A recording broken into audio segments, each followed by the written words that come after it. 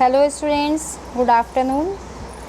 आज हम लोग एनसीईआरटी के अपने जो सॉल्यूशन चैप्टर है क्लास 12th का, उससे कुछ एमसीक्यूज़ सॉल्व करेंगे। जैसा कि हमें पता है कि किसी भी बोर्ड का एग्ज़ाम हो उसमें कुछ एमसीक्यूज़ होते हैं, है ना।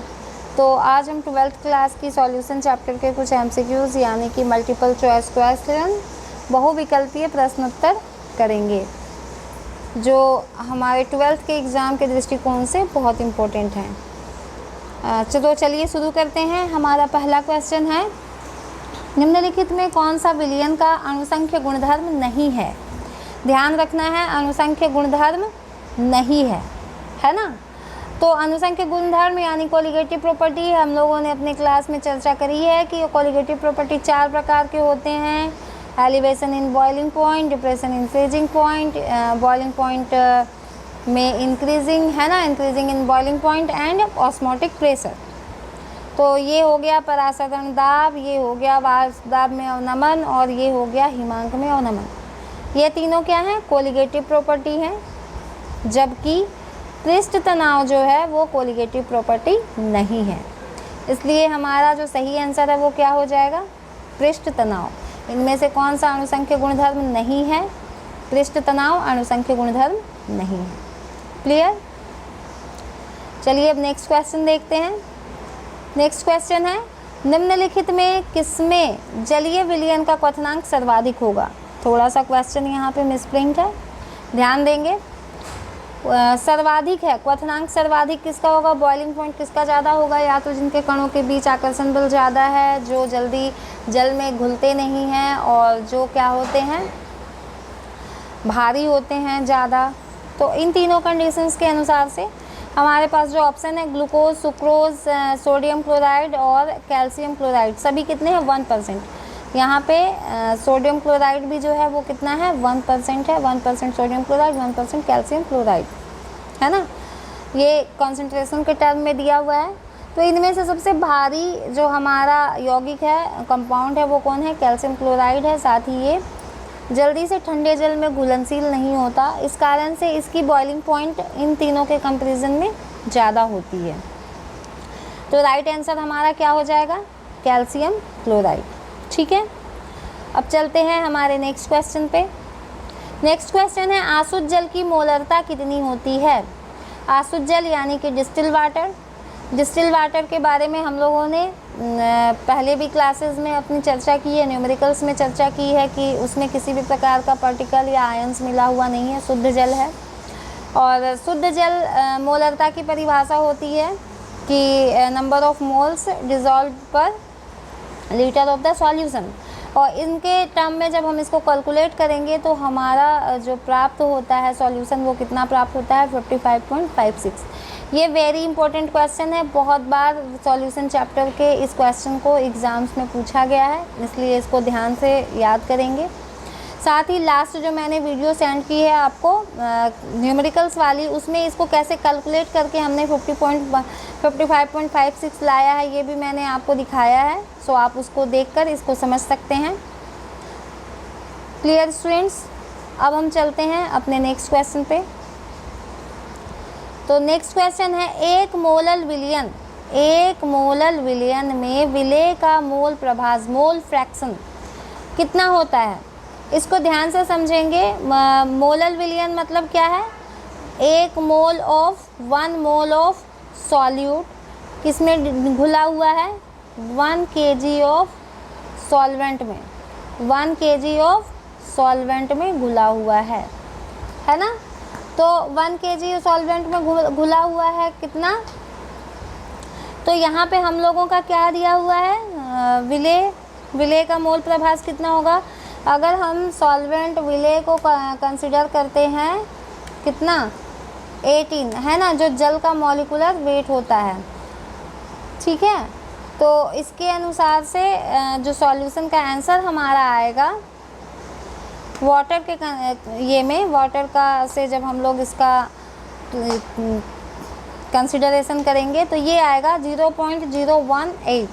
इसको याद रखना है, 1 मोलर विलियन में विले का मोल प्रभास कितना होता है, 0 पॉइंट मतलब 18 अपॉन हमारा निकलेगा 1000। तो ये हो जाएगा कैसे, नंबर ऑफ मोल्स, विले के जितने नंबर ऑफ मोल्स हैं वो अपॉन कितना हो जाएगा, हम लोगों का विलायक का जो नंबर ऑफ मोल्स है वो कितना है 18 इंटू 1000, जब प्लस यहाँ पे विले का फिर हो जाएगा हमारा कितना 1 मोलर है यानी 1 मोल, 1 हम रखेंगे। और इसको जब सॉल्व करेंगे तो ये आएगा 18 अपॉन 1000, और इसको जब 18 अपॉन 1000 हो गया हमारा, तो 18 अपॉन 1000 जब आएगा तो ये हो जाएगा 0.018, है ना। तो इसका सही आंसर क्या हो जाएगा 0.018, ऑप्शन बी। ठीक है स्टूडेंट्स, क्या हो जाएगा ऑप्शन बी। अब हम चलते हैं अपने नेक्स्ट क्वेश्चन पे। नेक्स्ट क्वेश्चन क्या है, 0.2 मोलरता, एम कैपिटल एम दिया हुआ है, ध्यान रखेंगे कैपिटल यानी एम यानी कि मोलरता है ना, मोलरता नॉट मोलरता। H2SO4 विलयन की सांद्रता ग्राम प्रति लीटर में होगी, सांद्रता ग्राम प्रति लीटर यानी कि मोलरता के टर्म में ही है हमारा, मोलरता number of the moles of the solute dissolve per litre of the solution, है ना। तो किसका है सॉल्यूट, कौन है H2SO4 है, तो हम लोगों का इसका मोलरता दे दिया गया है कि मोलारिटी या मोलरिटी जो है वो हम लोगों को पता है कितना होता है, number of the moles of the solute dissolve per litre of the solution, ये होता है। और यहाँ पे हमारा सॉल्यूट कौन है H2SO4, तो H2SO4 का नंबर ऑफ मोल्स ज्ञात करने के लिए हम लोगों को क्या पता होना चाहिए, गिवन मास। तो गिवन मास कितना है 0.2 है, और इसका जो वेट हम लोगों को एक प्रकार से क्या निकालना है, कितना वेट इसमें जो है H2SO4 का है। तो माना कि गिवन वेट W है, और इसका जो मॉलिक्यूलर मास है, number of the moles equal to क्या होता है, given mass divided by molar mass, है ना। तो मोलर मास H2SO4 का कितना निकल जाएगा 2 इंटू 1 प्लस सल्फर का हो जाएगा 32 प्लस ऑक्सीजन का 4 इंटू 16, यही होगा। तो कैलकुलेट करके H2SO4 का जो मॉलिक्यूलर वेट निकलता है वो निकलता है 98, कितना निकलेगा 98 निकलेगा। तो अब हम इसको मोलरता के फॉर्मूला में बैठा देंगे, m is equal to n upon कितना वॉल्यूम इन लीटर, है ना। तो वॉल्यूम इन लीटर को हम लोग मान लेते हैं 1 लीटर के टर्म में निकाल रहे हैं, तो 1 मान लिए। तो n की जगह पे m की जगह पे हम लोग कितना वैल्यू पुट करेंगे, n हो गया हमारा 0.2, है ना। और n कितना है, n हो गया हमारा अभी हमने निकाला था n is equal to W/98, n is equal to कितना है W/98, क्योंकि ये हमें पता नहीं है, इसी को निकालना है। तो इज इक्वल टू क्या हो जाएगा यहाँ पे W/98/1। तो इस तरह से हमारा जो W निकलेगा, W इज इक्वल टू हो जाएगा 98 इंटू 0.2, ठीक है। 98 इंटू 0.2 इज इक्वल टू कितना आ जाएगा हमारा 19.6। तो इसको 98 इंटू जब 0.2 करेंगे तो ठीक है। तो इसका सही आंसर क्या हो जाएगा, ऑप्शन डी 19.6। अब हम चलते हैं नेक्स्ट क्वेश्चन पे। नेक्स्ट क्वेश्चन है, यदि 1000 ग्राम विलायक में 18 ग्राम ग्लूकोज विलेय है तो विलयन कहा जाता है। विलयन क्या कहा जाएगा, देखो बहुत आसान सी चीज़ है। मोलरता के अनुसार से मोलर जो हम लोग टर्म लेते हैं उसके अनुसार से क्या होता है, जितना नंबर ऑफ मोल्स हम लोगों का डिज़ोल्व है पर 1000 लीटर में, है ना। और यहाँ पे जब ग्राम में दिया हुआ है यानी ये मोलरता के टर्म में दिया हुआ है स्मॉल m। तो स्मॉल m के टर्म में भी यहाँ पे क्या हो जाएगा, ग्लूकोज का एक्चुअल वेट हमें पता है कितना होता है, दिया हुआ द्रव्यमान है 18, और इसका जो ग्लूकोज का मोलर मास निकल जाएगा वो कितना निकल जाएगा 180। तो सॉल्व करेंगे तो हमारा कितना हो जाएगा 1/10 इज इक्वल टू 0.1। कितना प्राप्त होगा? 0.1। ये नंबर ऑफ मोल्स प्राप्त हो गए। तो नंबर ऑफ मोल्स अगर 0.1 है तो 1000 ग्राम यानी कि 1 लीटर में ये कितना हो जाएगा हमारा? 0.1 मोलर। जितना नंबर ऑफ मोल्स है वो उसी के बराबर होगा, तो 0.1 मोलरता इसकी हो जाएगी। तो 6 का आंसर क्या हो जाएगा? 0.1 मोलर, ये इसका सही आंसर हो जाएगा। अब हम चलते हैं अपने नेक्स्ट क्वेश्चन पे। नेक्स्ट क्वेश्चन है रॉल्ट का नियम संबंधित है। हमें पता है कि रॉल्ट के नियम में हम लोगों ने क्या किया था? रॉल्ट के नियम में हम लोगों ने क्या किया था कि प्रेशर को संबंधित किया था ना, कि P0 इज इक्वल टू जो है कि x से P1 x टू P2 ये प्रोपोर्शनल होता है ना। तो वास्तविक प्रेशर जो होता है वो प्रोपोर्शनल होगा उसके मोल फ्रैक्शन से। यही है रॉल्स लॉ। तो प्रेशर की बात ही कर रहे हैं तो सीधा है रॉल्स लॉ का नियम वाष्प दाब से संबंधित होता है। ठीक है, अब हम चलते हैं अपने नेक्स्ट क्वेश्चन पे। हमारा नेक्स्ट क्वेश्चन है निम्नलिखित में किसका परासरण दाब सबसे अधिक होगा? ऑस्मोटिक प्रेशर किसका सबसे अधिक होगा? तो जो सबसे कम आयोनाइज्ड होगा, है ना, जो सबसे कम आयोनाइज्ड होगा, जिसकी डेंसिटी सबसे ज़्यादा होगी, वही सबसे ज़्यादा परासरण दाब एग्जर्ट करेगा। तो यहाँ पे सबसे ज़्यादा जो परासरण दाब एग्जर्ट करेगा वो कौन करेगा? स्वर्ण William. Potassium chloride, magnesium chloride, aluminium sulphate, ये तीनों सॉल्ट सॉल्यूशन हैं जो आयोनाइज्ड होंगे। इन सब की तुलना में स्वर्ण विलियन का डेंसिटी ज़्यादा होगा, आयोनाइजेशन कम होगी इसकी। तो सबसे ज़्यादा जो है कि परासरण दाब स्वर्ण विलियन के द्वारा एग्जर्ट किया जाएगा। क्लियर? अब हम चलते हैं अपने नेक्स्ट क्वेश्चन पे। बहुत आसान क्वेश्चन है, चूँकि मैंने आप लोगों को कोलिगेटिव प्रॉपर्टी बहुत बार समझाया है, इसीलिए ध्यान से देखेंगे।